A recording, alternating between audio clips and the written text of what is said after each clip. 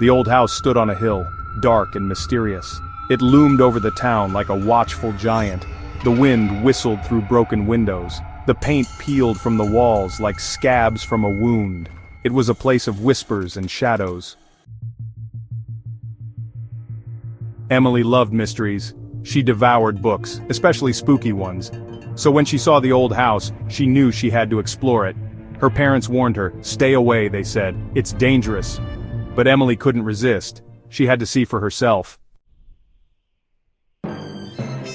The house creaked and groaned, as if it were alive. The wind howled through the broken windows, creating an eerie symphony that sent chills down anyone's spine. Shadows danced on the walls, making the house seem like it was breathing, alive with secrets and stories untold. Emily tiptoed inside, her heart pounded. Each step she took echoed through the empty halls, amplifying her fear. She clutched her flashlight tightly, its beam flickering as if it too was afraid. The air was thick with dust and the scent of decay. She felt a presence watching her. It was an unsettling feeling, like invisible eyes following her every move. Emily's breath quickened and she could almost hear the whispers of the past residents, long gone but not forgotten. Suddenly a book flew off a shelf, landing at her feet. The sound echoed through the room, breaking the silence like a thunderclap. Emily jumped back, her heart racing even faster. She stared at the book, its pages fluttering as if touched by an unseen hand. Emily gasped, her eyes darted around the room. She was not alone. The realization hit her like a cold wave and she could feel the hairs on the back of her neck stand up. The room seemed to close in on her, the walls whispering secrets she couldn't understand. A cold spot sent shivers down her spine. The air grew heavy. It was as if the temperature had dropped several degrees in an instant. Emily hugged herself, trying to ward off the chill that seemed to seep into her very bones. She could hear giggling, faint and high-pitched. It was a sound that didn't belong in this world, echoing through the halls like a sinister lullaby. Emily's heart pounded in her chest as she realized the mischievous specter was near, playing its ghostly games. Days turned into weeks and weeks into months. The seasons changed, but Emily's curiosity about the old house never waned. She felt an inexplicable pull towards it, as if the house itself was calling her back.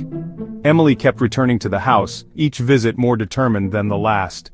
She explored every nook and cranny, hoping to uncover its secrets. The house, with its creaky floors and dusty corners, seemed to whisper stories of the past.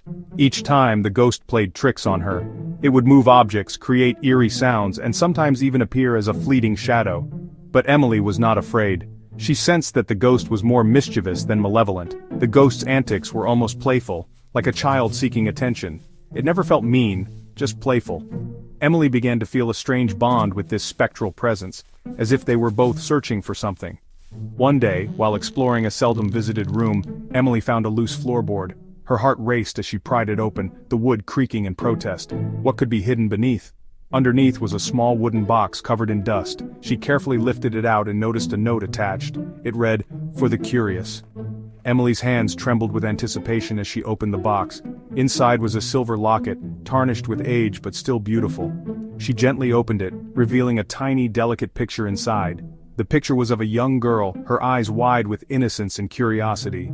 Emily felt a pang of recognition. She looked familiar, but Emily couldn't place her. Who was this girl, and why was her picture hidden in the floorboard? The mystery deepened, and Emily knew she had to find out more. That night, Emily felt a cold hand on her shoulder. She had been reading a book in her room, the wind howling outside, when she suddenly felt an icy touch. It sent shivers down her spine and she froze in place, her heart pounding in her chest. She turned to see a girl standing behind her. The girl looked familiar, yet strange. Emily's eyes widened in surprise and curiosity. Her skin was pale, almost translucent, and her eyes glowed with an eerie light. Emily could hardly believe what she was seeing. It was like something out of a dream or perhaps a nightmare. It was the girl from the picture Emily had found in the attic earlier that day. The ghostly figure began to speak, her voice soft and echoing. She explained that she was trapped in the house, bound by a curse that kept her spirit from moving on. She was trapped, bound to the house for as long as she could remember. Her name was Sarah, and she had been living in this spectral state for decades, unable to find peace. Sarah loved playing tricks on the living, but it was all in good fun. She was lonely and longed for companionship. Emily smiled at Sarah, feeling a connection with the ghostly girl. She wasn't scared anymore. Instead, she felt a sense of empathy and understanding. Emily reached out her hand, and Sarah took it. They sat together, talking and laughing as if they had known each other forever. Emily had made a friend, even if it was a ghost. She realized that friendship could transcend even the boundaries of life and death, and she learned a valuable lesson that night. Sometimes the most unexpected friendships can teach us the most important lessons. Emily understood that everyone, even a ghost, needs a friend. Some mysteries are better left unsolved, but others can lead to the most heartwarming discoveries. Emily closed her book with a knowing smile, feeling grateful for the strange and wonderful encounter.